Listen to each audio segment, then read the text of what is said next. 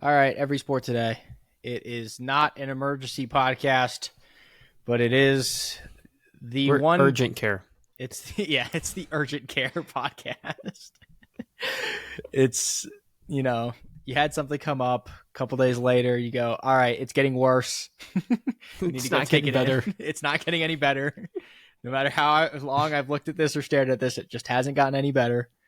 And so now we need to go take it into urgent care. That's what this podcast is. It is the urgent care podcast talking about the Luka Doncic to the Los Angeles Lakers trade. I wanted to start. We also have your name says Jakey Tutties on the Riverside.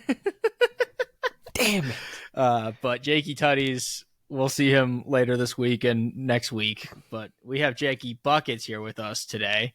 I don't know why it's a Jakey Tutties. We'll have to just a slip of the mind, man. Yeah, lots of those happening to me recently. It's been a long day. We'll give Jakey. Listen, Jakey Tutties can talk some ball too. Okay, that's actually no, he can't. We need Jakey Buckets back, man. Listen, we had to bring Jakey Buckets out of the closet, out of his prison sentence. Wasn't he convicted? Oh, he's dead. Oh, we killed him off. Jesus. Yeah, you killed him. Oh, you're the one who killed him. You don't remember this? Yeah, I don't. You remember played this. that. You played this song. You played Franz Ferdinand, and then you killed him. Yeah.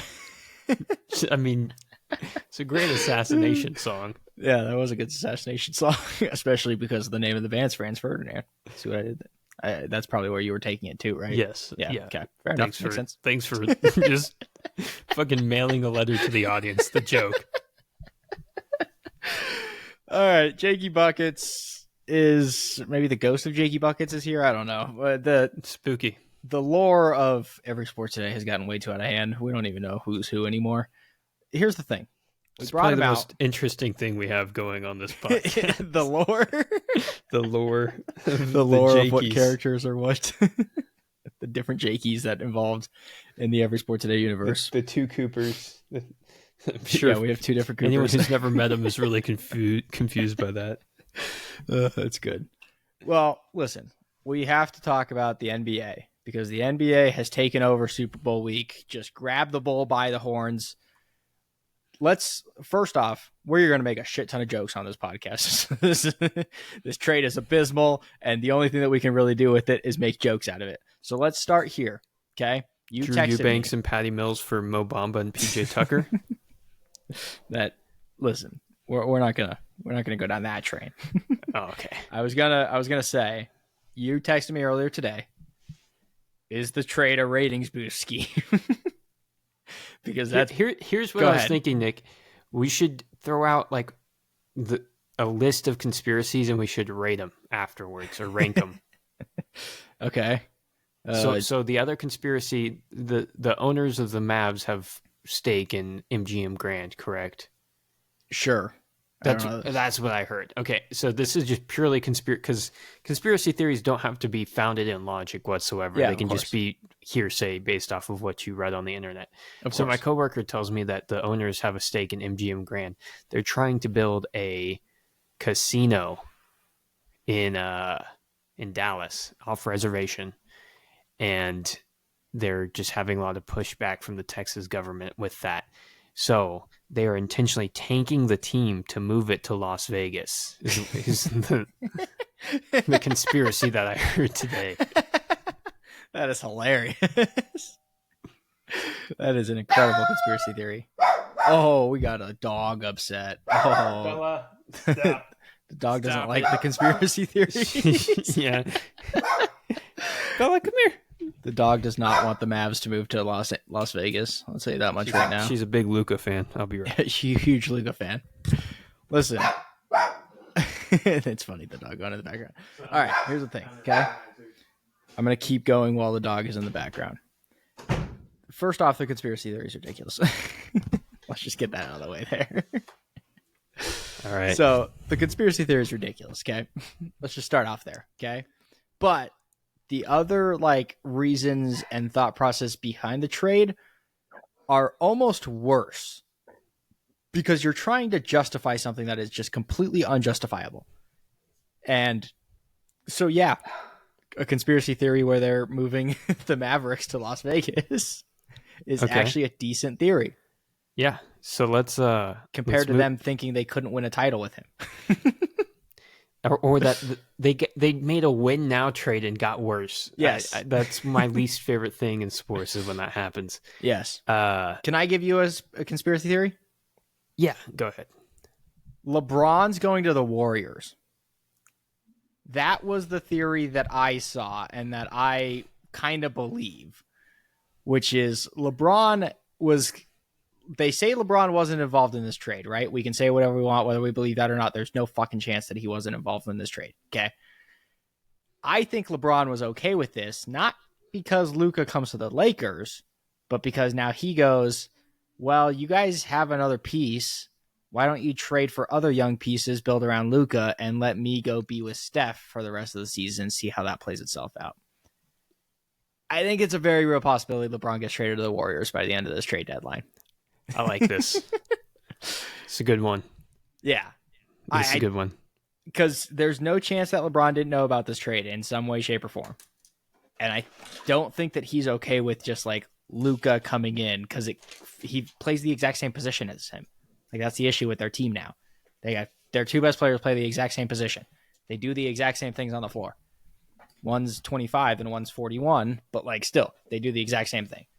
So I think LeBron might have one foot out the door in this situation and isn't too happy. But do you have another conspiracy theory that you want to throw out there?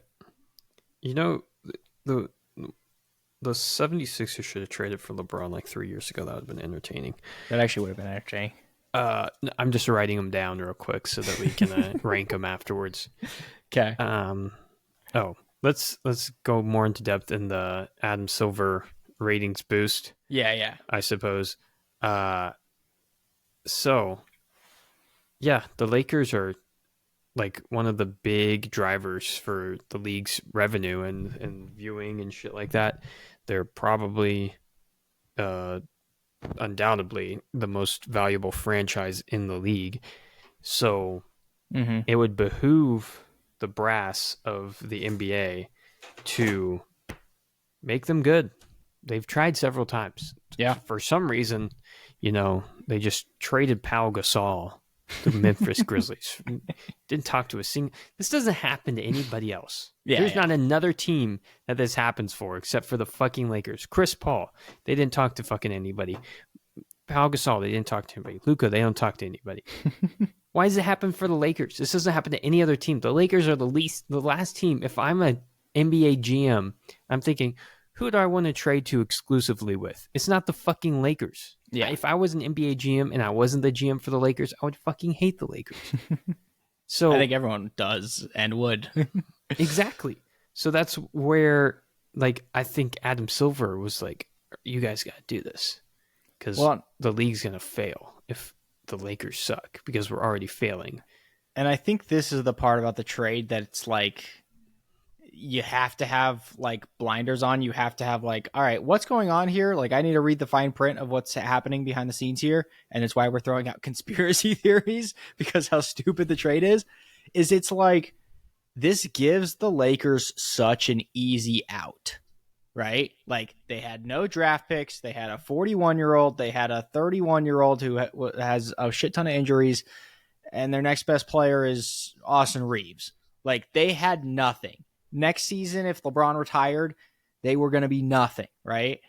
Now this is just such an easy out for the Lakers. It's such bullshit. But now the Lakers get to go, hey, we have a 25-year-old named Luka, and he can help us kind of recoup a lot of this. So, yeah. I think that's a big issue. Okay, let's go on the ticky-tack ones. I liked yours. Well, can I? So here's a big one, okay? Okay, all right. I saw this on Twitter. And I'm going to point it out. That's a reliable source. It's X, exactly. By the way. I still call it Twitter. I can't call it X. I will never call it X. So there's a guy who tweeted, he's got a check mark and everything. And I guess he used to be a part owner in the Warriors. Okay. Here's the tweet that he said. I sold my ownership in the Warriors last year in part because I was pretty sure competition for the NBA was coming, a la Live Golf versus PGA. The speculated antics below, this is talking about a quote tweet, which goes into details about like the Mavericks front office and stuff like that, the new front office, kind of what you were talking about, actually. The speculated antics below only reinforce the likelihood that a group of well-heeled investors with 5 to 10 billion could quickly stand up to a competitor like the NBA. After this trade, they may want to start with Luka and pay him his supermax and get LeBron by making him the commissioner. So this conspiracy theory is that not Okay, even hold on. Luka to Saudi Arabia. Luka to live basketball. LeBron commish. LeBron as commissioner. Okay. I'm just finishing up my notes here. Keep going. Basically, this guy who said that he used to be a part owner in the Warriors has come out and said that he believes that a live type system is going to be taking over basketball. And if Luka's pissed about this trade, which obviously he fucking is, we saw the Chandler Parsons stuff today. He just bought a house. What did Chandler Parsons say? Chandler Parsons said that he just bought a house not that long ago. That Luka was crying about it. Another one. Yeah, he said it was like a $13 million house that he bought 2 weeks ago. Like, I'd be pissed if I just bought a house and I had to move 2 weeks later. Like, he can afford movers. Chandler Parsons said that he was crying. They're not real people. They're rich. Yes, that's fair. Chandler Parsons said that he was crying, like he was physically weeping, and how he talked about like how he talked to Mark Cuban, and Mark Cuban was also like, yeah, Hold on, is Chandler Parsons joining the live basketball in this scenario? Probably, yeah. It's kind of his second chance. And on top of all this, Luka now doesn't get his Supermax contract. So he can still sign a max extension when his extension's done, but now he doesn't get that Supermax because the Mavericks traded him. So if a Saudi league came in and said, hey, we're going to give you what that Supermax money was, seems like a pretty reasonable idea to take it, especially if you just got screwed by an organization, had to move to LA when you didn't want to be there, and then LeBron comes on board and becomes the commissioner of this new league. Listen, it's wild. But, like, Live Golf happened. And they offered a shit ton of money. The thing is that you need so many guys for a team sport league to work. And it has not worked in the past. It's true. They always end up, the bigger league always end up eating the other one. Yeah. If they pay him enough, I think the players might stay, but I don't know. Yeah, and the when Saudis have so much money to just waste. Yeah, exactly. It's ridiculous. Well, and the other thing with this too is that they could afford to feed all of the fucking kids in Africa, but instead they're paying Luka $450 million to be their little fucking clown boy, and paying John Rahm $600 million. Yes. Listen, here's what I'm gonna say. That idea is crazy. Like, if there are people who inside the NBA believe this is a thing, then maybe it's something to keep an eye out for. But like the media rights, they just signed a new media rights deal, so contracts are going to go up next season anyways. So I would find it hard to believe that, like, with this huge price jump that contracts are going to be, or maybe not huge, I guess we'll have to see what the offseason looks like. But with this big increase in price jumps, I can't imagine that there's going to be a lot of players who are going to be like, well, I can go make X amount of dollars going to play for a completely different league, when the league's going to be able to offer them more and more money because of these new media rights deals. So, well, it's going to be guys like LiAngelo Ball. No, like, I think like I could see like a Michael Porter Jr. doing it. Michael Porter Jr. being the face of the franchise? Yeah, Michael Porter Jr. franchise be the best player on a live basketball team? On a live basketball championship team? Not if they have Luka. All right, do you have any other conspiracy theories? Well, like I said, we should do the ticky-tack ones. I like your Luka smoking one. Yeah, so I said this. I said that I personally think that the Mavericks saying that he has a poor diet is just because he smokes cigarettes. I think that's just a nice way of saying that he has a bad diet, is that he smokes cigarettes. So I think it's a load of bullshit, but sure. Okay, Luka 270. He didn't look 270 when he came off the plane. No, he didn't. That's why. That's a bad one. Yeah. Luka's injury is worse than they're letting on. Apparently he's ramping up. He would have failed a physical. Exactly. And apparently he's ramping up, coming back before the All-Star break. So, sure. Any other ones you've heard? Do we want to talk about the Jalen Hood Shafino of this?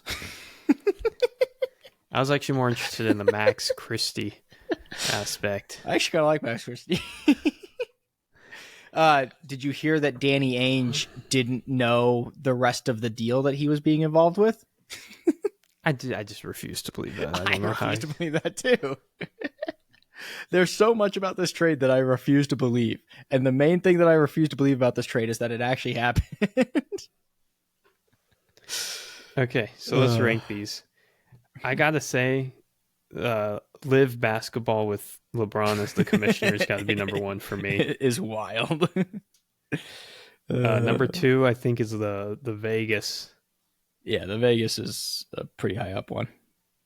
I'm torn between LeBron to the Warriors and Adam Silver ratings boost. Because it's like the first game that he plays with the Lakers is going to be probably the highest viewed game. Well, and they play the Mavs on the 28th. I think it would be higher than the finals. Yeah. And they play the Mavs on the 28th. So, like, that'll be big, obviously. Yeah. I feel like there was something else that I saw that I felt like it was necessary to point out, but I don't remember. I think I'm going to take LeBron to the Warriors. And then the Adam Silver ratings boost. Yeah. I think Luka 270 is pretty funny, so that's my next one. Oh, it's definitely funny. Yeah. And then Luka smokes. I think that's just super realistic. It is realistic. And then like, Luka's injury, that one just seems kind of, that's not a good one. Yeah. I don't believe that one. Here's the thing. We've said a lot of jokes about this trade. And, I was going to also mention the fact, how much do we actually believe that the Mavericks thought that Anthony Davis was like this huge defensive piece that is going to help them win a championship? Like, I like Anthony Davis as a defensive player, but I don't know. I have a hard time getting both sides of this trade. It makes sense for the Lakers in an aspect of like, oh, well, we just have Luka. Their team is not going to be good for the rest of the year. I don't think they're going to do anything in the playoffs. They're not built to do anything. They don't have any size. Or any you get a reset button, though. Yeah, exactly. You get a franchise cornerstone. Yes. The Mavs, you have Gafford, you have Lively.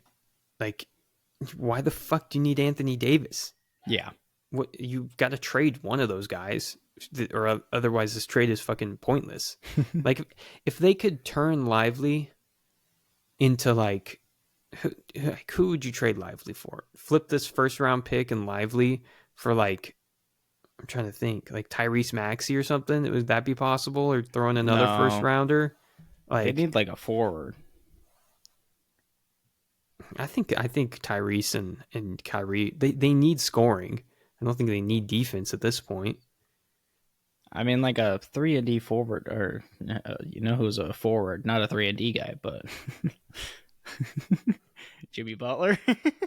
Oh, I thought you were going to say Luke. Who's a forward? No, I was saying Jimmy Butler. Yeah, if they're going to go with the defense thing, they got to flip one of those guys into Lively and 2 first for a Jimmy legitimate Butler. defender. Starting lineup: Kyrie, Clay, Jimmy, AD, and Daniel Gafford. That's such a 2K ass team, bro. It is a 2K team. It's the most 2K ass team I've ever heard. That'd be awesome. They put this in the fucking 2K trade simulator. Like, it says it's a good deal. It says we both win. So we got to do it. Yeah. Did you see the stuff about them putting the trade into the 2K simulator and it wouldn't allow it? And I'm like, yeah, but you guys are doing it wrong. You guys are doing it from the perspective of the Mavs. Part. No, like they were doing it with the Jazz part. But the problem was they were offering it as the Lakers, and of course the Mavs were declining it. And I was like, that's the problem. You got to offer it as the Mavs, and then the Lakers, of course, would accept that. So, yeah, it was dumb. Here's the thing. I feel like that's my go-to for a lot of this NBA stuff. Here's the thing about the NBA, okay? One, I said this in our group chat. It's a make or miss league. It's a make or miss league, yeah. You got to make shots to win games. Simple as that. I said this in our group chat. The Lakers are going to be insufferable to watch in the playoffs. if they do make it, and depending on who they play, because you have Luka and LeBron on the exact same team. These are the two guys who complain the absolute most in the playoffs. I can't, I think Embiid's probably 3, right? Jokic might be 4. Yeah, those two guys complain more than anyone else in the league. So I'm going to hate watching them play together, especially in the playoffs, because that's when it gets ramped up to 10. Secondly, how did this trade happen? I just keep coming back to the same question. I just don't understand it. How do you feel about Rob Pelinka in this situation? Do you think that this was like a Pelinka masterclass where he's like, oh yeah, I'll, make this work. We'll figure this out. Or was this just a Nico Harrison humiliation ritual? No, this is Rob Pelinka walking by a bank robbery, and one of the robbers just hands him one of the suitcases, and no one suspects him of anything, and he just keeps walking like he did none of the work. I guarantee this was all the Mavericks concoction. Yeah, because there's no way that the Mavericks just think, oh, we're going to trade Luka, if they don't like shop him around and say, oh yeah, I mean, we could get who would be like someone you would trade, like Jalen Green and a bunch of firsts or something like that, or Şengün and a bunch of firsts. Like, I don't know, that would be more realistic to me than what the fuck they did. Yeah. I think they specifically wanted Anthony Davis. They specifically wanted a first rounder, and it's like the first round pick gets weakened when you trade fucking Luka to that team. Like, that was the point. Like, when I first saw this trade, I was like, all right, the Mavs must really value that 2029 first, because the Lakers could be miserable. But then I looked at it, and you're like, Luka's going to be 29. Luka's going to be in the prime of his career. They're not going to be bad when Luka, who's one of the best 5 players in the league, is going to be at the prime of his career. They're just not going to be like that terrible. They're not going to be one of the worst like 5 teams in the league. They're not. So that pick's not going to be that valuable. So I think either they know that Luka has a team that he wants to go to. Yeah. Or, which wouldn't make sense, because he would be costing himself $115 million. Exactly. The thing for Luka is you just wait it out, and then you sign the extension, and then you ask for a trade after that. Yeah. But who knows? Maybe he hated it. It doesn't seem like he did. So that's what's so weird about it. It's like there was no evidence of friction. It just seems like it was all from ownership saying, oh, this guy rips cigs and weighs 270. We got to trade his ass. I think there were 2 reasons why this trade went through. And we'll kind of end on this, because I think after a couple days, more stuff has come out, and this has kind of just been, this is the reason why this trade went through. There's 2 reasons. One, the Mavericks were unhappy with Luka. And that's for a couple of different reasons. One is the dieting, the quote unquote dieting, ripping cigs and drinking beer, just being a man in his 20s, So just living life. Like, they just didn't like that.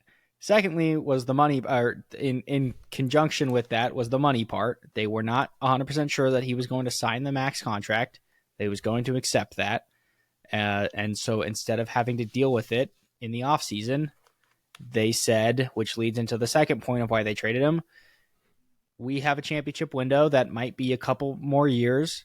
So let's try and get a pivotal defensive piece that can play along with some of the guys that we already have. It's still a terrible justification for trading one of the best 5 players in the league who's 25 years old. But those are, I think, the 2 reasons that we've come to as the reasoning behind this trade, right? Like, that's the only thing that even remotely makes any sense here, correct? Is those 2 reasons combined?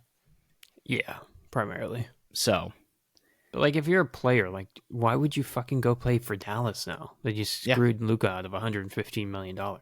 Yeah. Be fucking, like, what the fuck? Well, they also got rid of their franchise piece. When has there ever been a situation in all of sports? Without him knowing, and just blindsiding their best player. Like, that makes you feel even more expendable as, like, a fucking bench, like a end of the bench guy, or even the rotation starter or something like that. Exactly. There have been situations in different sports where players or teams have like screwed over players for not enough money, like either, or they just like didn't re-sign them because they were cheap. This happens in baseball all the time, right? These lower level baseball teams just can't re-sign guys. So they end up just letting them walk because they just don't have the money. There has never been a moment where one of the best players in the league just gets actively fucked by his franchise. That's what happened here. He got straight up screwed by the franchise that drafted him, that traded to draft him, by the way. We didn't even talk about that side of things. Trae Young, the Atlanta Hawks won this trade somehow. And a team that actively traded to go get you, you just led them to a NBA Finals, and then they just actively fuck you over. That has never happened before in the history of sports. That's why this trade's so monumental. Not because he's one of the best players in the league at 25 years old. It's because the organization that wanted you, that you just brought to the NBA Finals, actively fucked you over. That hasn't happened before like this, in my opinion. I don't know. No, probably hasn't. Yeah. So, crazy. Absolutely wild. We wanted to do an emergency podcast about it, but, we had to look at it for longer. We had to make sure the urgent care was open. It wasn't an emergency for us. Yeah. We're not mainly basketball guys. It's not our expertise, our forte. We're still in football season. Yeah. Do we want to talk about the other NBA trade stuff while we're here? I think we should touch on Fox. Yeah. Yeah, let's talk about Fox, okay?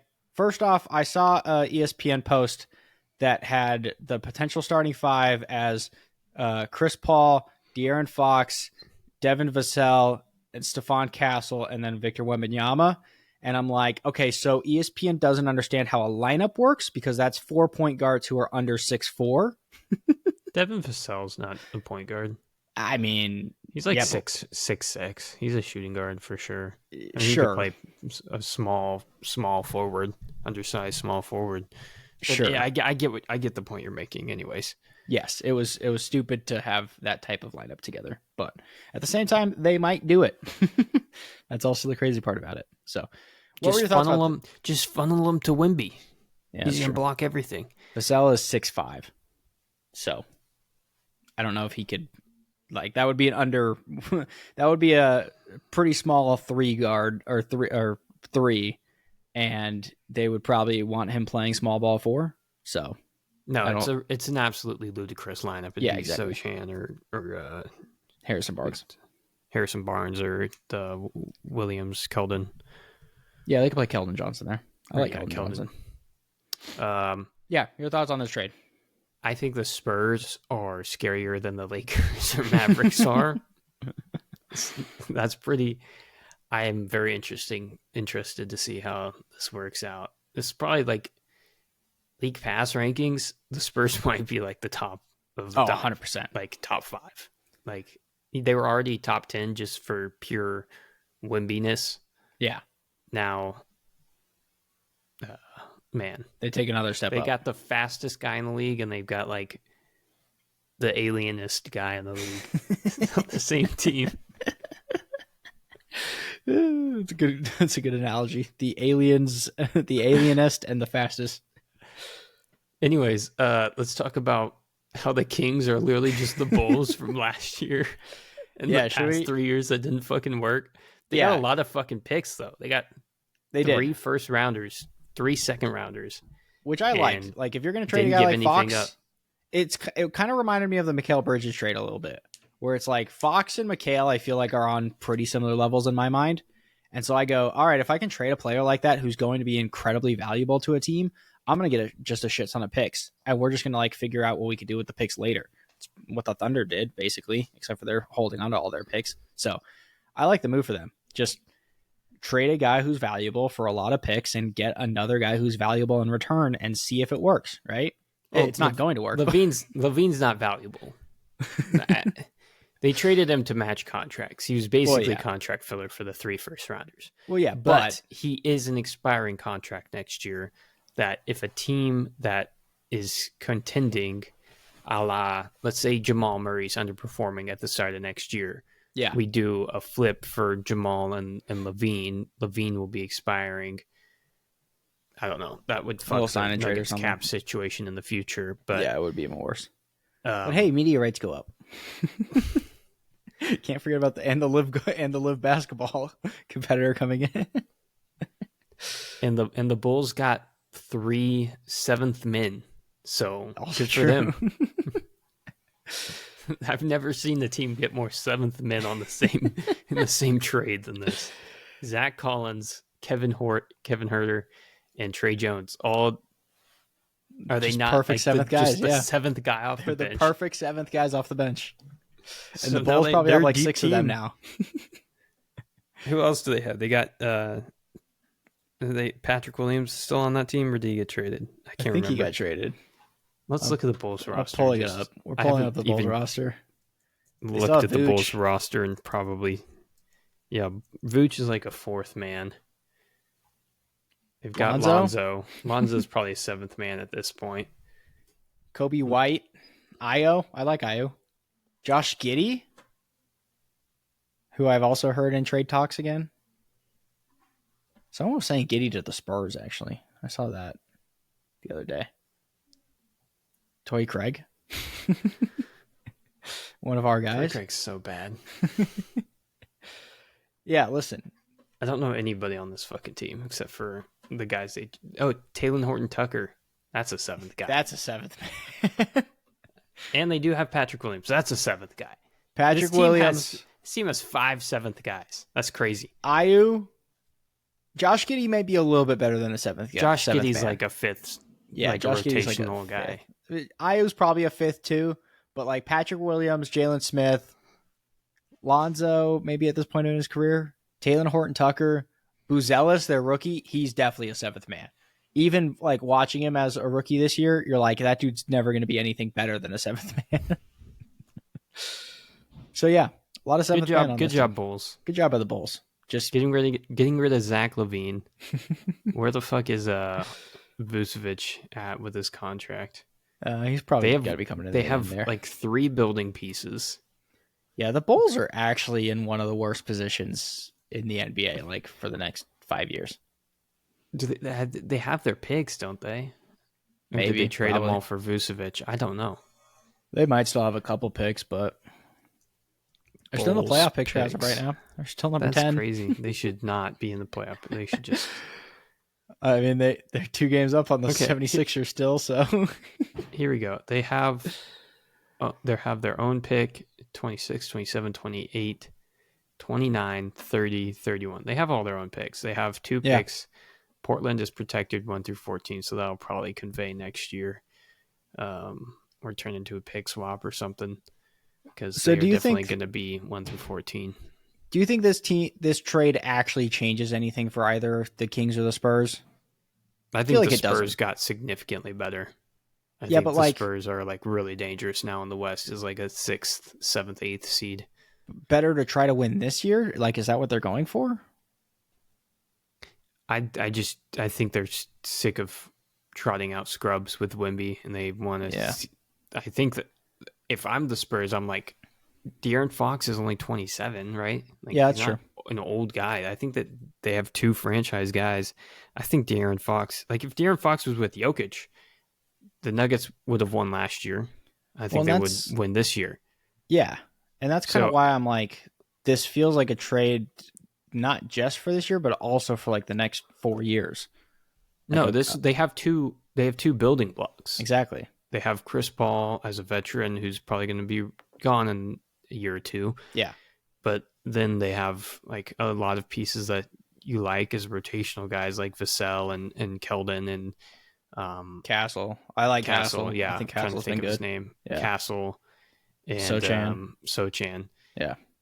Yeah, they got pieces. They have guys. I think they could trade any of those guys to like consolidate. I think if they like wanted to trade Castle for a couple of veterans, if they make a playoff run down the line, that they could do that. Yeah. If they wanted to flip Vassell for a couple veterans to like fill spots and throw in a first rounder or something. Yeah. Like, I think they have a lot of options with this team now. I think De'Aaron Fox isn't a bad shooter. He's not a great shooter, but he's decent. He'll keep you honest. Pretty much. Exactly. Wemby will keep you honest. They don't have a spacing issue. I think that was a big problem for De'Aaron Fox with Sabonis, is that even though he was like the league leader in 3-pointers, he was like taking 2 a game, Yeah, and teams didn't respect him. Teams guard wouldn't be at the 3-point line because they're terrified of him.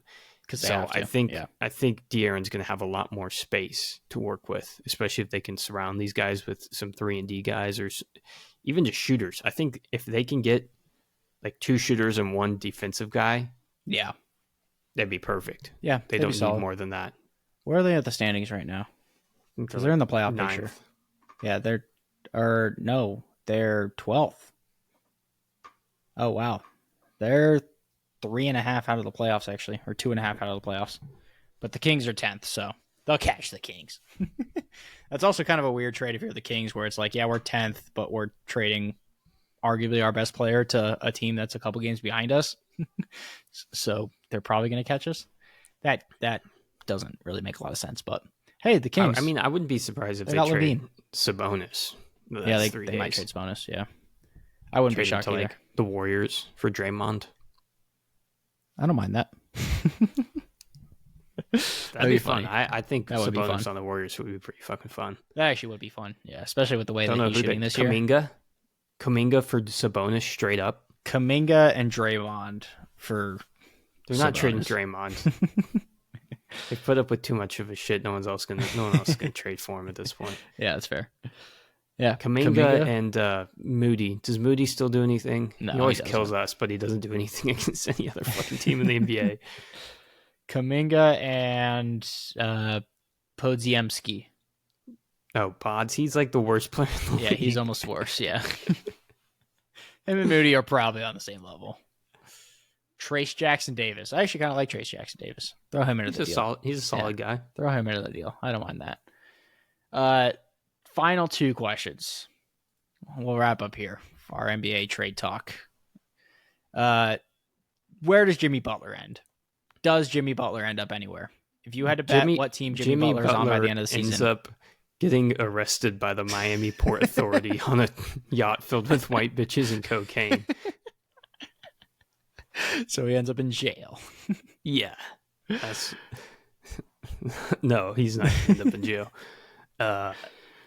Dude, I don't fucking know who wants to trade for him. It's been an unmitigated disaster. Who would want to look at this and say, yeah, let's trade for that guy? He pissed off everybody on the Timberwolves. He held a grudge against the Sixers for years. He pissed off everybody on the Bulls. He pissed off everybody on the Heat. Yeah, sure, he was homeless at one point, but clearly didn't teach him how to be respectful of other people. All right, are you ready for the team that he goes to? Back to the Sixers. Just kidding. They don't have enough pieces. The team that I thought of was actually the Pacers. I was just like Obi Toppin and then like random assets. Miles Turner? Miles Turner's always on the trade block, so you could get him in 4 years, you know? I just say, like, it feels like if they were, because it feels like he's going to stay in the East. It feels like only East teams like Jimmy Butler, especially after the Timberwolves thing. And so if you're an East team and you're like, yeah, we're looking for an upgrade at a position, I feel like if you're the Pacers, you're just like, yeah, we'll give you Obi Toppin and then like whatever else you want, and we just upgraded that position. Like, I don't know. Seems pretty simple, but also is there not a really. Player that's easier to trade on 2K but harder to trade in real life than fucking Miles Turner? The one player who came to my mind immediately was what's his name? Gosh, I can't even think of it now. Harrison Barnes. Harrison Barnes is really easy to trade on 2K. That's fair. But he's also been traded a couple times, so that doesn't really answer your question. But he does fit into like every trade. He's easy to trade in 2K, but he's not easy to trade in real life. Yes, exactly. Yeah. That answers the Jimmy Butler question. The other question, which was kind of talked about with the LeBron thing, the Warriors want an all-star. Who do the Warriors end up? If the Warriors were going to get an all-star, maybe not this year's all-star, but an all-star, who do you think the Warriors end up getting for that position? Kevin Durant. I like this because I actually think it's a possibility. Just bring it back around. Yeah, just run it back. His legacy's already ruined. Who gives a fuck? Yeah, that's true. He can be on another team that's gonna be in the play-in and fucking struggle against the Timberwolves or something. Has KD's legacy been revitalized by Kay Adams? What did Kay Adams do? They just flirt a lot, you know. I just feel like people. He dated the one 2K girl, Rachel Demita or whatever. You know what I'm talking about? Yeah, I know exactly. I didn't know they dated. Yeah, they were a thing. Who do you want to ship more with Kay Adams, Shams or KD? I thought you said shit. I was like, what? Ship. My vote's for KD. Ship. All if right. we're going to be talking about ships, we got to talk about Jimmy Butler. Yes, we do. That pretty much does it. That's the trade talk. When's the trade deadline? I actually don't even know. 6th. Oh, so it's in a couple days? Yeah. Well, who are the Nuggets going to trade for? Who are we going to trade for? Fucking nobody. Nobody, because we have no flexibility whatsoever. We have some. We have the only flexibility we have is Zeke Naji, and for some reason, I think Zeke Naji has. He's a starter. He is a starter. Look, he's a starter. I think Zeke Naji has. He had 5 blocks. That's one whole hand worth of blocks. He has 5 blocks. Oh. Not tonight. One. He had 2 blocks. It was like 2 nights ago. He had 2 blocks tonight. Not bad. 4 rebounds.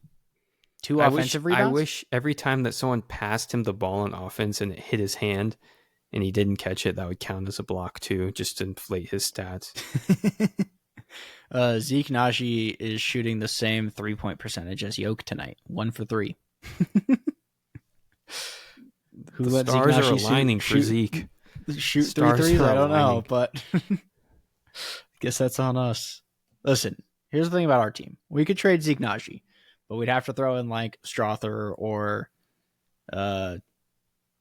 what's his name? CB or Peyton Watson, which I don't think we're gonna do because I feel like those guys are too important. So I don't know. We're not making a move. No, we're kidding. Yeah, we have very minimal flexibility. But if any of the other trades happen, I think maybe we'll just have Chandler on like Thursday night, post it Friday. This might be like a 3 podcast week. So keep an eye out for the other podcasts. Who are you going to have for the Super Bowl podcast? You.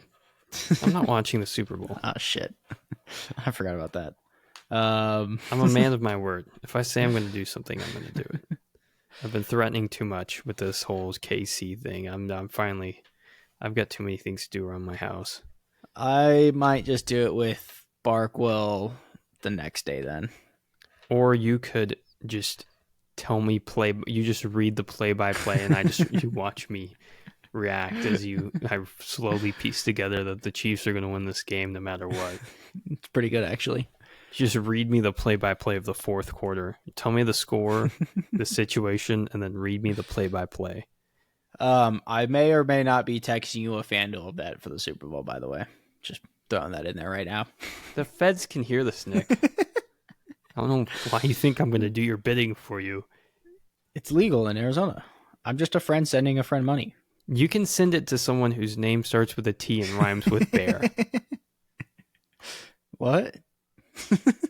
Starts with a T and rhymes with bear. Tear?